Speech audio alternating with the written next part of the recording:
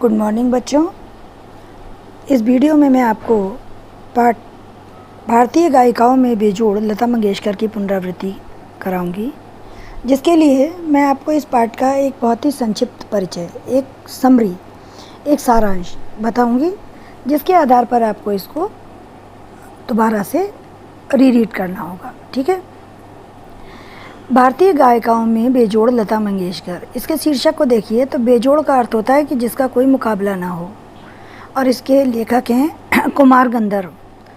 तो लेखक कुमार गंधर्व ने भारतीय गायिकाओं में लता मंगेशकर को आदित्य माना है। ऐसा माना है कि इनका मुकाबला कहीं है ही नहीं। जैसा इनका स्वर है, जैसे इनका गला है, जैसे इनका गायन है, वैसा गायन किसी और कलाकार में मिलना असंभव है। तो एक तरीके से जैसे हम कहते हैं कि ठंडा मतलब कोका कोला, कुछ लोगों की चॉइस होती है कि अगर ठंडा है कोई चीज़ दुनिया में तो वो कोका कोला है, या अगर कोई इमारत है तो वो ताजमहल है, इसके अलावा और कुछ नहीं है। इसी तरीके से ये व्यक्तिगत राय है लेखक की कि यदि दुनिया में संगीत नाम की कोई चीज़ है या गाना नाम की कोई चीज़ है तो वो लता मंगेशकर का ही गायन है, इसके अलावा और कुछ नहीं। ये उनकी व्यक्तिगत पसंद भी हो सकती है। यूँ तो लता मंगेशकर वाकई एक सुप्रसिद्ध गायिका हैं, लेकिन जो लेखक की भक्ति उनके प्रति दिखाई देती है उसके अनुसार उन्होंने सर्वोच्च स्थान पर, जैसे होता है ना कि हम अपने पसंदीदा व्यक्ति को इतने ऊंचे स्थान पर ले जा कर के आसीन कर देते हैं जहाँ पर किसी की अप्रोच ना हो, कोई जा ना सकता हो। ऐसा नहीं होता कि जिस व्यक्ति को हम पसंद करते हैं उसका मुकाबला ही कहीं दुनिया में ना हो। ये मेरी व्यक्तिगत राय है, लेकिन ऐसा होता है, मनोविज्ञान होता है कि हम जिसको ज़रूरत से ज़्यादा तवज्जो देते हैं, जिसको ज़रूरत से ज़्यादा ऊंचा मानते हैं, उसके मुकाबले पर हम किसी को रख नहीं सकते।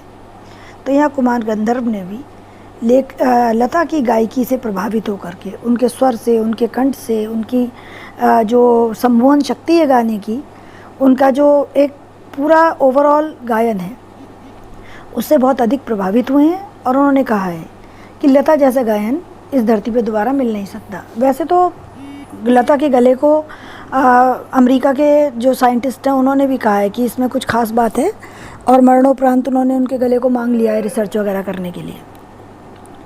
तो यहाँ पर ये बात आप ध्यान रखें। और दूसरा, इसमें उन्होंने शास्त्रीय संगीत और चित्रपट संगीत, क्योंकि लता का संबंध शास्त्रीय संगीत से नहीं है, चित्रपट संगीत से, वो फिल्मों के गाने गाती हैं। तो उन्होंने शास्त्रीय संगीत और चित्रपट संगीत को आपस में रख करके कंपेयर किया है, तौला है।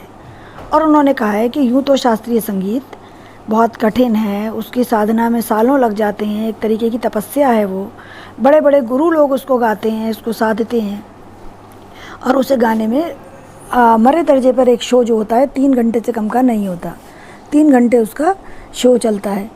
तो इतनी कठिन चीज़ का, एक सादे से पिक्चर के 5 मिनट के गाने का कोई आपस में कंपैरिजन का कोई सवाल ही नहीं उठता। कहाँ 3 घंटे का शो और कहाँ 5 मिनट का गाना। लेकिन फिर भी ये 5 मिनट का गाना ही उनके 3 घंटे के शो पर भारी पड़ जाता है। यानी किसी चीज़ के अंदर इतनी सम्मोहन शक्ति हो कि वो शास्त्रीय संगीत के पूरे जितना करा धरा है सब उस पर पानी फेर देता है। कुछ लोगों का ऐसा भी मानना था कि जो फिल्मी गाने हैं इन्होंने म्यूज़िक के स्तर को घटाया है, लोगों के कान बिगाड़े हैं। मतलब जो स्टैंडर्ड, जो एक स्तर था शास्त्रीय संगीत का, वो अब नहीं मिलता इन पिक्चर के गानों में। लेकिन लेखक का ऐसा मानना नहीं है। उन्होंने कहा कि नहीं, शास्त्रीय संगीत सुनने वाले कितने थे, बहुत कम थे, जिनको रुचि होती थी केवल वही सुनते थे। लेकिन ये जो तुम्हारा फिल्मी संगीत है, इसके जादू ने, और स्पेशली लता मंगेशकर ने जब इस फिल्मी संगीत को गाया तो जो मेलोडी समाज में फैली, उससे लोगों का रुझान, जो लोग नहीं संगीत सुनना चाहते थे उनका रुझान भी संगीत की ओर बढ़ा, और वो अपने काम करते समय गाने गुनगुनाने लगे। यानी लता मंगेशकर के गायन ने चित्रपट संगीत के माध्यम से ही संगीत को स्प्रेड किया है उन लोगों में भी जिनकी रुचि संगीत में नहीं थी। तो ओवरऑल मिलाकर के यही है कि इस पूरे चैप्टर में लता की गायकी की विशेषताएं हैं। लता ने किस किस तरह के गाने गाए हैं, जैसे उन्होंने कहा है कि करुण रस के गानों में इन्होंने बिल्कुल भी न्याय नहीं किया। यानी कि इनके जो क्वालिटी ऑफ वॉइस है वो ऐसी है जिससे खूब श्रृंगार रस के प्यारे मनभावन गाने इनसे अगर डायरेक्टर गवाते तो ये और अच्छा काम कर सकती थी। डायरेक्टर को इनकी क्षमता का सही से सदुपयोग करना ही नहीं आया है। तो उन्होंने लता के गायन को एक ऐसा सोर्स माना है कि जो इतना अमृत तुल्य है कि जिसका डायरेक्टर तक को यूज़ करने ढंग से नहीं आया है। तो इस तरह से पूरी श्रद्धा और पूरा समर्पण भाव रखते हुए लेखक ने लता मंगेशकर की गायकी को, उनके स्वरों को, उनके कला को, उनके साथ शास्त्रीय संगीत के कंपैरिजन को रखा है। आप पूरा पाठ पढ़ेंगे तो आपको ये अच्छे से समझ में आ जाएगा।